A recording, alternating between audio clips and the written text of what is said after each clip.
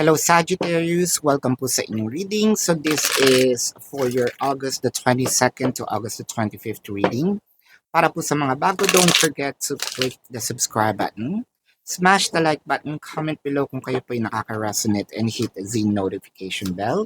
Kung gusto niyo pong sumali sa ating live sessions, sa kabilang channel po yan, that is Babaylan TV. No, yan po ang ating unang channel catered for our international audience. Ayan. Kung hindi nyo po maabutan yung live sessions, pwede naman po kayo magtanong dito sa comment section as long as the question is answerable by yes or no. So, Sagittarius, I want you to know that this is a general reading. You may resonate with the entire reading, or you may resonate with some bits and pieces of the reading. Take what's only yours. Simulan na natin. So, parang meron dito mga deja vu. Actually, madami ko nakikitang, scenarios dito eh. First, deja vu. Parang kilala na kita noon pa, no? Hindi ko lang alam, no? There's also something here na parang natutokso tayo. Ay, hindi ko naman sinasabi na we are a cheater, no? We may be in a relationship with someone, pero parang iba din kasi yung dating nitong person na ito. Parang, I've known you, kahit ngayon lang tayo nagkita, parang sobrang magkakilala na tayo. Iba yung attraction. It's not actually physical attraction, no? Ang side this is emotional. More of, I don't care kung anong itsura mo, no? Pero parang let's say may nanliligaw na sa'yo, meron ng, or may nililigawan ka na, and then suddenly, this person comes in. Bakit ngayon ka lang? No? Parang gusto mo kasi ditong, I wanted to pursue someone. No, ayan, nagmamadali ba tayo? Now, you can switch the energies. What I am reading in here is the dynamic. Hopefully, no, ayoko naman din sabihin na hopefully ikaw yung nakakaramdam nito kasi unfair naman din sa kabila. What if kung sa'yo nangyari, no? Syempre makakasakit pero hindi natin mapigilan, no? Hindi ito libog, hindi siya, alam mo yon, wala ditong sexual um, urge, no? This is really emotion, no? Parang, bakit ba kasi nagmadali ako, no? Bakit ba kasi merong mga bagay na sana pala ipinost ko na lang muna, no? And then I made a decision before. So, or baka meron naman din, no, na talagang, I think nagsalita ako ng maaga. The Ace of Wands showed up. Ace of Wands is a phallic card. So, I think meron naman ding phallic card and also passion. So, I think kung ganda, may kumbaga meron talagang anong gagawin natin kung pinanganak tayong um, ang alindog ay talagang hindi mo mapipigilan, no? I got it from my mama, 'di ba? Hindi ko naman pwedeng i-wish na, ay, sana hindi ako pinanganak na ganito, eh, di sana hindi ka na-attract sa akin, hindi naman din pwede yun. Um, or this is more of someone is really passionate with you, no? Let's see. With the Eight of Cups, the Two of Pentacles and the Hangman. Now I'm seeing it. I feel like this person somewhat turned their back on you, turned their back on the connection. Probably that time, no, itong taong to is hindi pa naman siya ready, no, makipag-relationship sa'yo dati. Pero dumating na yung realization na I think I am prepared. I think that I am ready. I feel like I need to pursue you once again.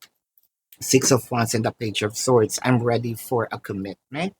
And I am manifesting you. I am, uh, I want you. Period. No? I want you to be, I want you with me. No? So let's say, so this is a story of someone who already moved forward but then si ex bumabalik. Ayan. The Four of Pentacles and the Queen of Wands. Um, Paano 'yan nagsisimula na tayo? Paano 'yan meron na tayong ine-entertain?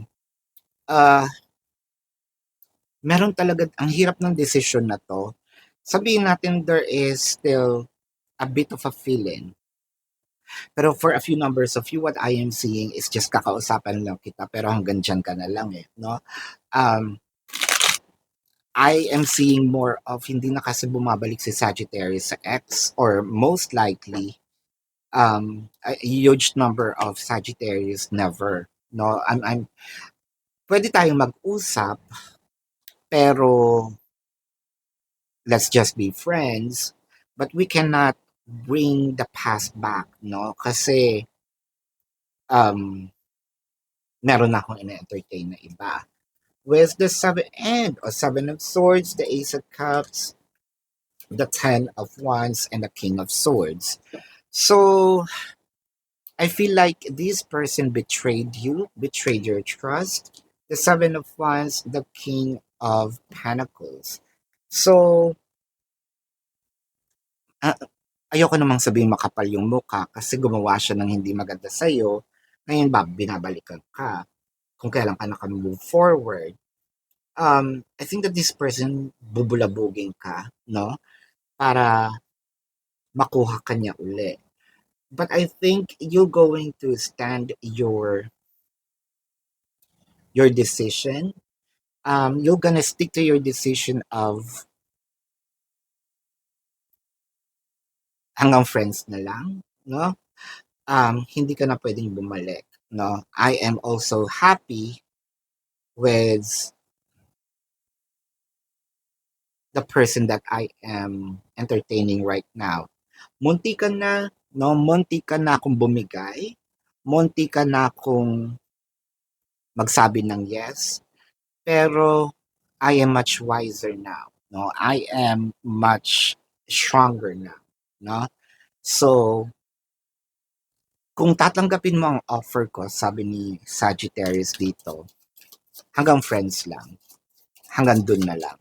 So, let's check the I'm yours forever and ever. So, talagang may mangungulit at nangungulit, pero not anymore, no? Damang-dama ko si Sagittarius. Let's check the zodiac sign of this person na makulit, no? This could be their sun sign or a placement in their chart. I'm seeing Leo, Taurus, Sagittarius, o baka kapwa Sagittarius, no? Pisces, Virgo, Leo, yeah, I said Leo, Scorpio, no? Capricorn, Pisces. Yan. So this is your reading, Sagittarius. For those of you who's new to the channel, don't forget to click the subscribe button, smash the like button, comment below kung kayo po yung nakaka-resonate, and hit the notification bell.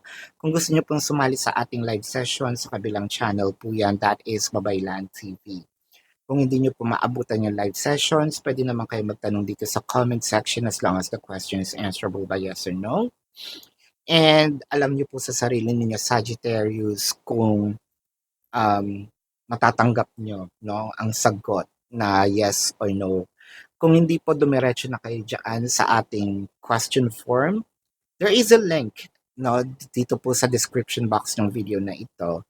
Click nyo lang yung link, bubungad sa inyo yung question form sa website. Ibaba nyo lang ng konti kasi hindi po siya kasya sa screen. Makikita nyo po doon yung um, mga QR codes. So those QR codes have designated labels. How much per question, the name, the number for your reference. Ayan. I also created a promotion of 4 questions plus 1. So discounted na yung four questions and may libre pang isa. Take advantage of it. If you want to book a private reading, pakihanap na lang po dun sa ating QR codes. Ano? So, kung gusto nyo pong manalo ng free reading from me, paki-report po yung mga fake accounts na nasa description box and then take a screenshot, send it to the designated email. Pag nagapin natin yan, bubunot po tayo ng winner for a free reading. Sagis, may mga readings po tayo na hindi po naka-post, no?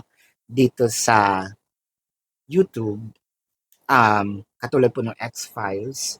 If you still care about your exes, which is very um, far, no, dito sa reading na to, or if you're just curious, no, about what's happening to them, sa Facebook po siya, no? Doon ko po pinopost.